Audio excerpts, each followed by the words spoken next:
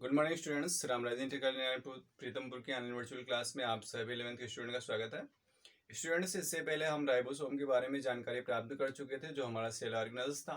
Cell organelles means मतलब जो cell के अंदर पाए जाने वाले छोटे छोटे अंग होते हैं, उन्हें सेल ऑर्गेनल्स बोलते हैं, कोशिकांग बोलते हैं। तो इसी क्रम में आज हम जिस सेल ऑर्गेनल्स पर डिस्कस करने वाले हैं वह हमारा सेंट्रोसोम मीन्स तारक का है। चलिए देखते हैं, सेंट्रोसोम के बारे में जानकारी प्राप्त करते हैं। सेंट्रोसोम हिंदी में इसको बोलते हैं हम तारक काय। तारक काय, तारक काय के बारे में थोड़ा सा हम इसका जनरल इंट्रोडक्शन देखते हैं पहले।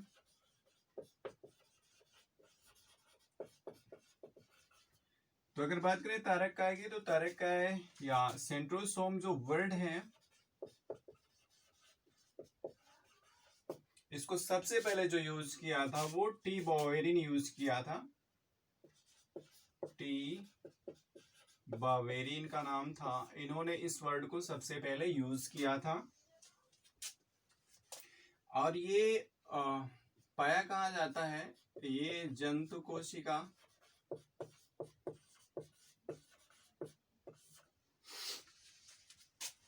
पादपों में, कुछ शैवाल व कवकों में, पादपों में कुछ शैवाल व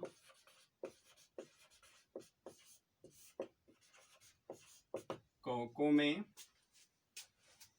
केंद्र के समीप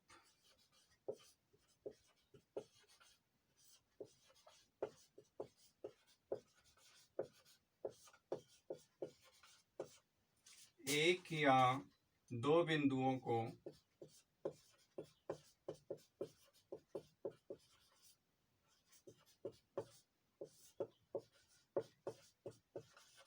घेरे सघन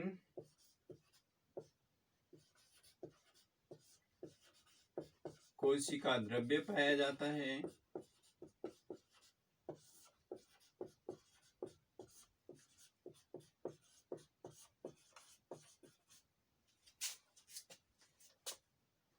इसे उसे तारक काय कहते हैं।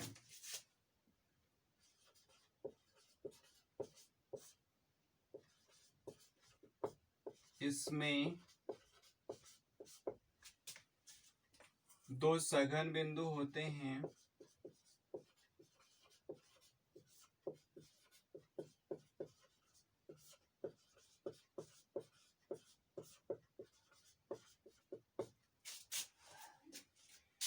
वे तारक केंद्र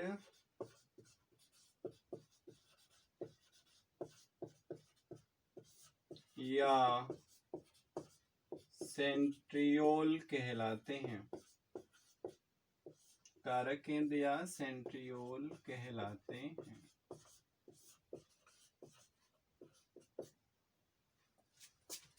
इसके चारों रंगहीन, इसके चारों ओर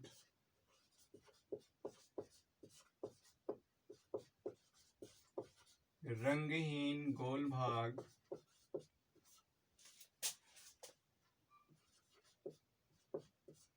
तारक परिकेंद्र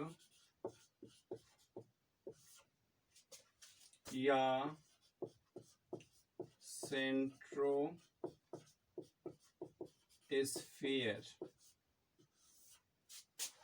कहलाता है।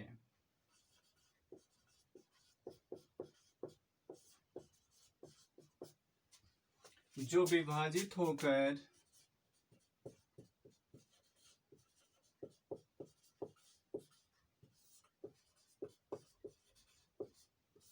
काइनेटोसोम बनाता है। जो विभाजित होकर काइनेटोसोम बनाता है।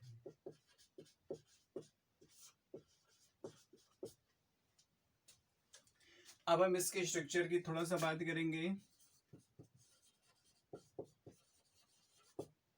स्ट्रक्चर में क्या होता है कि इसकी जो आंतरिक संरचना होती है, इसकी आंतरिक संरचना में तीन तीन के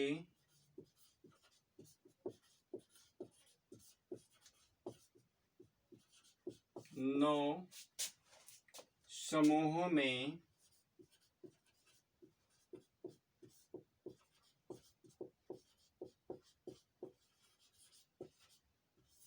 परिधीय सूक्ष्म नलिकाएं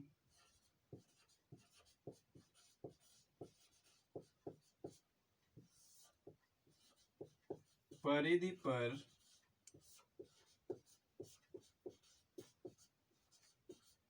तिरछी लगी होती हैं।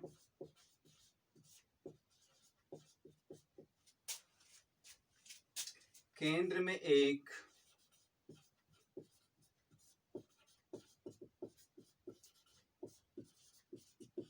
पच्चीस एंगस्ट्रॉम व्यास की छड़ लंबाई में रहती है।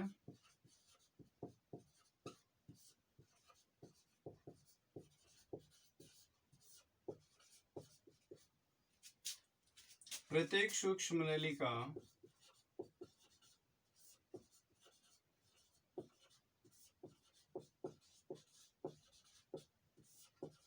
250 एंगस्ट्रॉम व्यास की और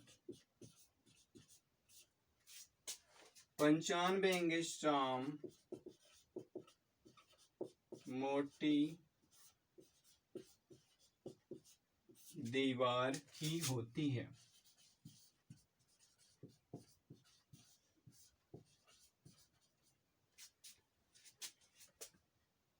प्रत्येक सूक्ष्म नलिका की दीवार में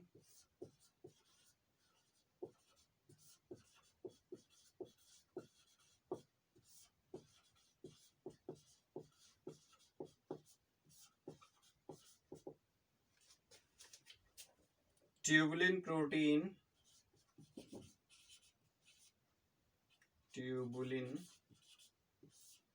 प्रोटीन कुछ वसा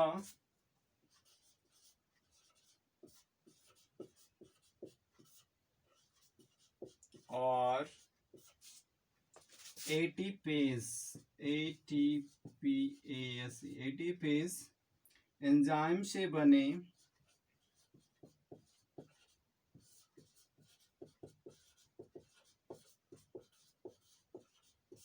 तीन तंतु होते हैं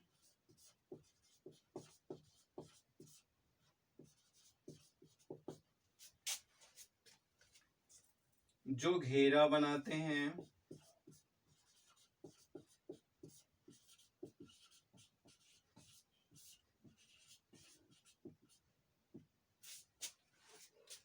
केंद्रीय छड़ाकार भाग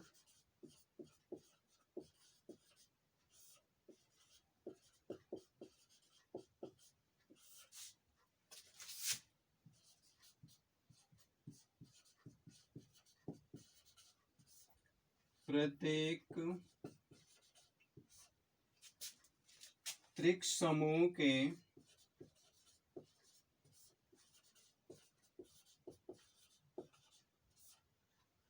प्रथम सूक्ष्म नलिका से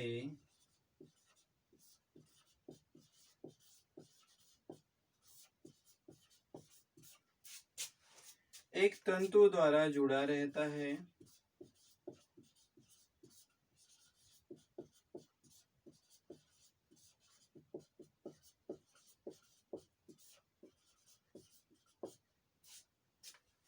और बैलगाड़ी के पहिए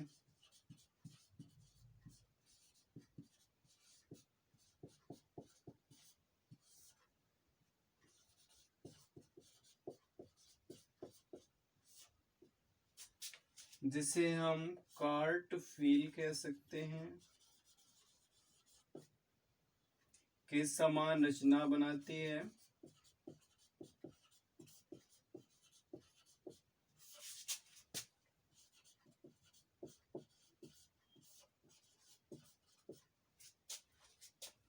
जिसके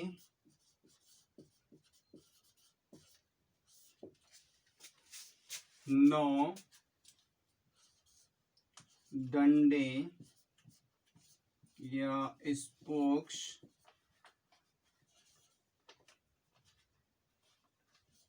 होते हैं।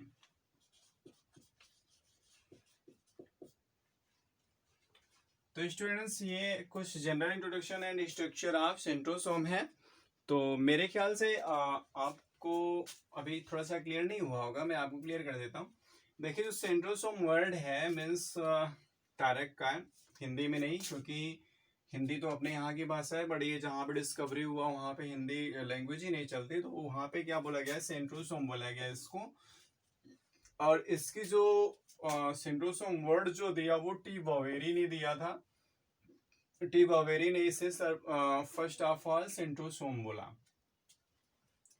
अब बात आती है पाए कहाँ जाते हैं। तो देखिए, जंतु कोशिका पादप में, कुछ शैवाल व कवक में केंद्रक के समीप पाए जाते हैं। केंद्रक के समीप एक या दो बिंदुओं को घेरे सघन कोशिका द्रव्य पाया जाता है, उससे तारक काय कहते हैं।